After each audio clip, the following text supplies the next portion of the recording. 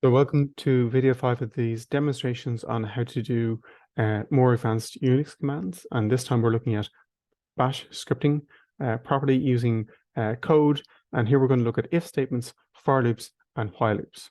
The easiest way to get started on this part is to review the corresponding slides for this in Lab 2, and also to look at this part where we look at if statements, where I talked about the basic structures first.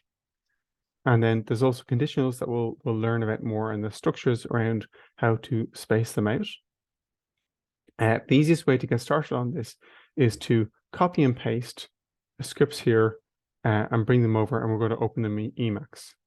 Okay, and you note here that these codes should be compatible if you cut and paste them over, but sometimes that's an issue. So just be careful of that you have the appropriate quotes present. So we're going to create a new file in our folder. We're going to call it if1.sh. Going to open that with Emacs.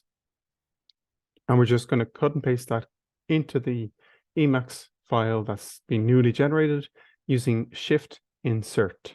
So Shift Insert will paste that information into our Emacs file if I can open it. So I'm just going to press Shift Insert now, and I have the information there. So what you can see here is that we're declaring a var1 at the start, and we're assigning a value of 1. Let's call it 11 now.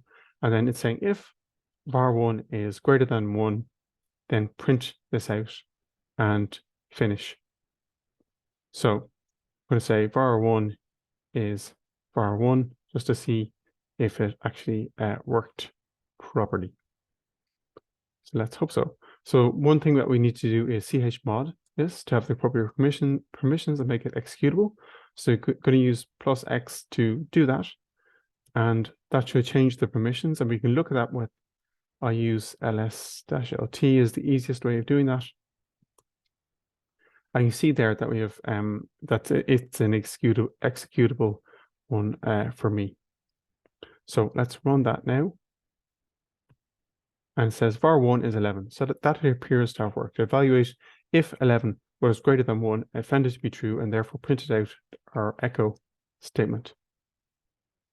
So you have that there. So let's look at more advanced ones. And the easiest way to do that is to look at this one with an if-else structure. So this is actually the same setup as before, just with an extra else in there.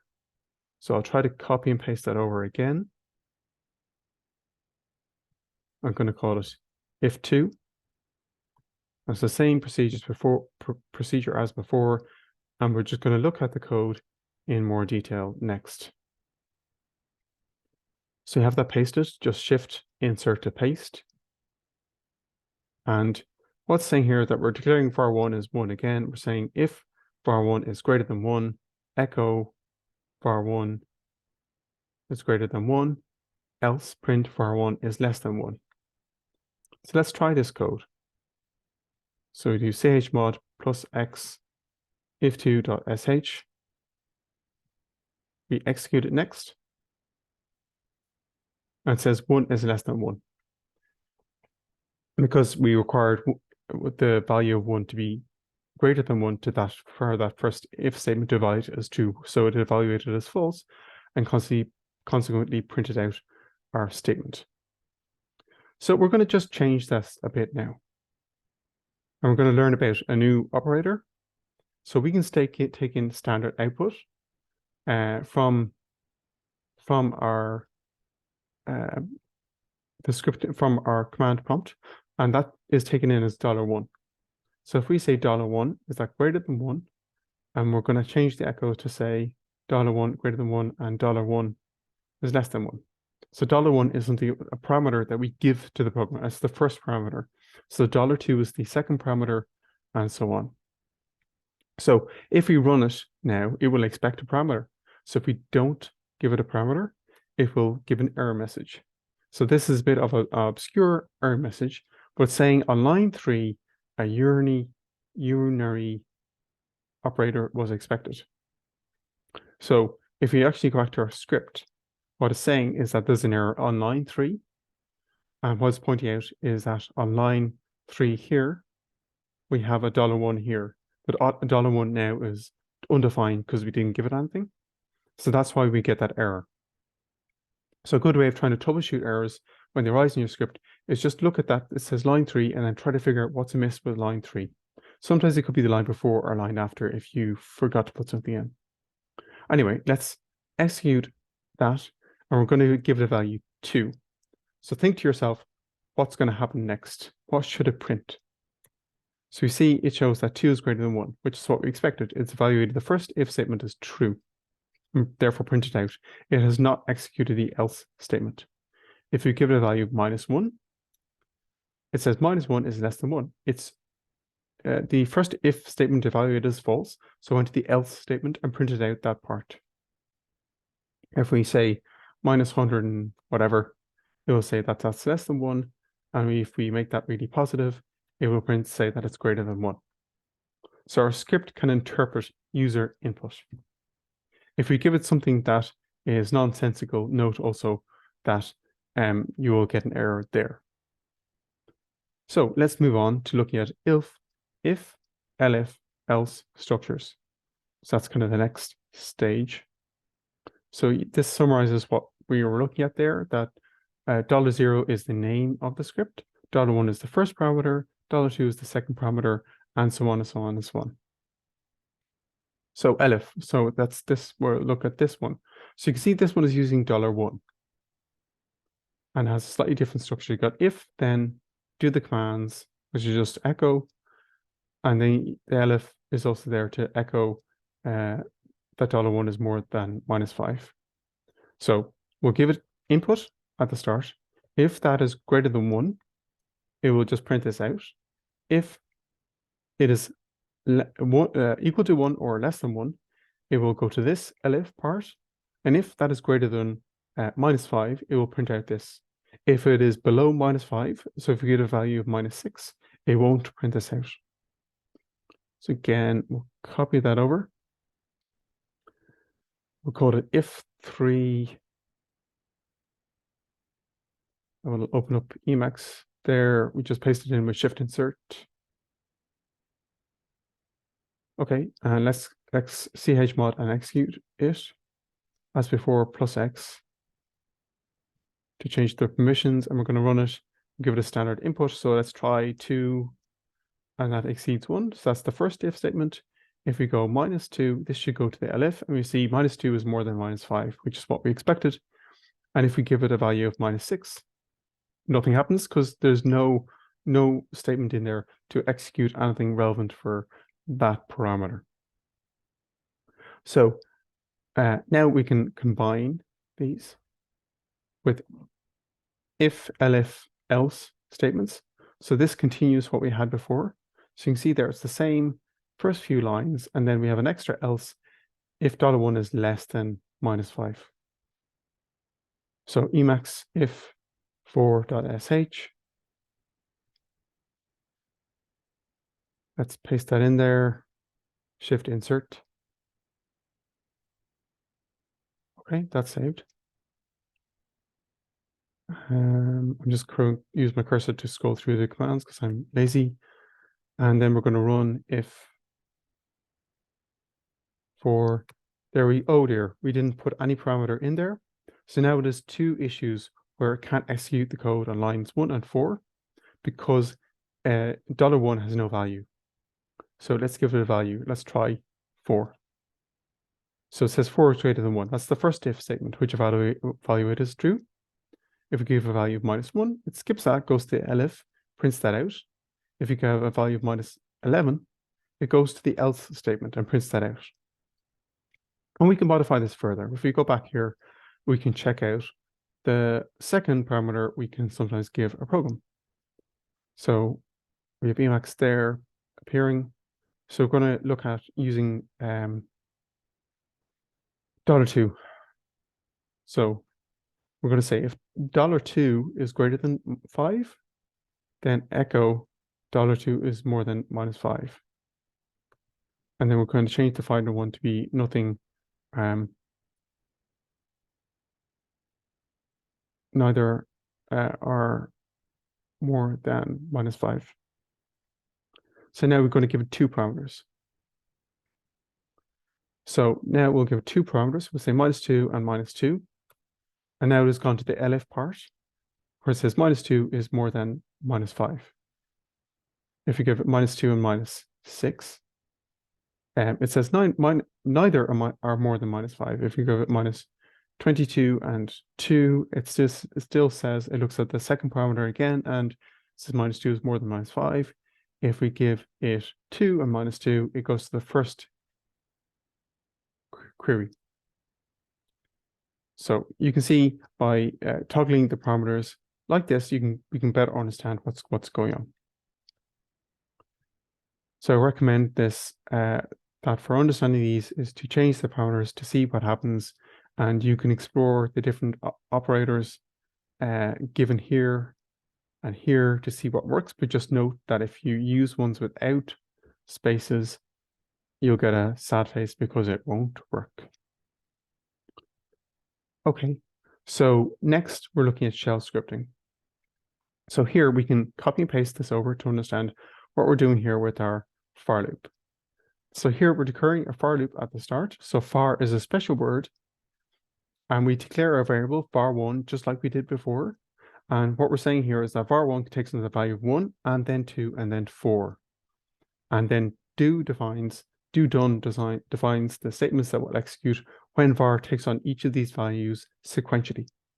So we'll execute this line. It could be 1 line or 10 lines. We'll execute all this code when var is equal to 1, var1 is equal to 1, when var1 is equal to 2, and then also when var1 is equal to 4. So just make sure that the quotes are okay, because that will give an error. So you can ask yourself now, when we execute this code, what is it going to print? So called Emacs, and we're going to call it var1.sh. Again, we used shift and insert to paste our code in there. We're not going to change anything just yet. We just want to see if it runs. var1.sh, execute that, var1.sh. And we say, it says syntax error near expected token 1. So let's go back to that and see what the issue is. Okay. What we required here is an in for var1. So we're saying var1 is in 1, 2, and 4. So let's execute that now. So var1 was not declared properly before. So let's try it now. So you can see there it says do 1, do 2, do 4. So it has gone through this loop 3 times for each of the values that are presented there. So we can toggle this for loop further and see if we change things, what will happen. So we can change these values, and whatever values we give here at the start, var1 will take on these, even $1 and $2. And we can add in more lines here. We can say, for example, pwd, say the present working directory, and then ls-lt var1.sh, for example. So let's save that, exit, and then execute var1. We need to give it 2 values. Let's just give it 1 and 2 as our inputs, or maybe 55 and 66. So you see here, we have the first value was 11, and it also printed out the present working directory, and it's also done ls-lt on the file. It's done that for 22 and 43, and then 55 and 66, the input we gave it. It will take on whatever we require it to do. So we can modify this further if we want to. And one nuance we can do with for loops is we can have even for loops within a for loop. For example, so we could have var2 in, let's call it, what values? 7, 8, and 9. We're going to do the following. We're going to say, I'm just going to indent the present working directory. and the ls-lt, so we can see that that's being done. And then we're going to put at the end echo nested loop for $var2. So that's the nested loop, and we finish that nested loop by putting in done at the end, like that. So now we can see that we have this nested loop inside our first for loop. I'm just trying these values out so we can see a loop within a loop. Let's see if that works. We have to give it value, so we just give it the same values as before. We give it an extra value that won't make a difference, but it won't do anything either. So now we see it's printed out a whole lot of things. So let's go through the output from the start, which was here. So our first item was 11, and it printed out the PWD and the ls-lt for the nested loop for the value of 7, for the nested loop for value of 8, and then for 9.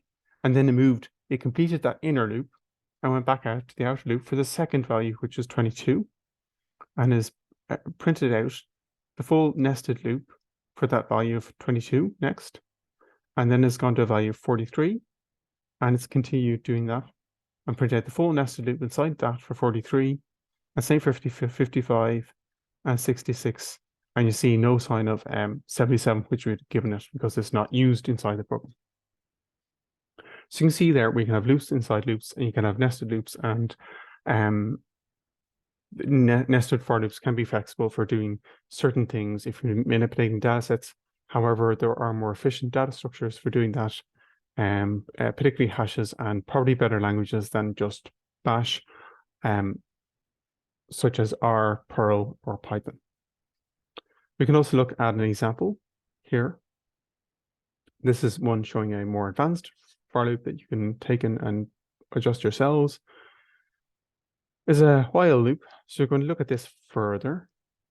So while loop is a similar structure. We're declaring var3 is equal to 3, and we're saying while var3, that's evaluated in quotes here, note the quotes, is less than 10, do the following. So it's do done structure again. var1 is assigned at the expression of var3 minus 1, and this echoes var1 is equal to 1.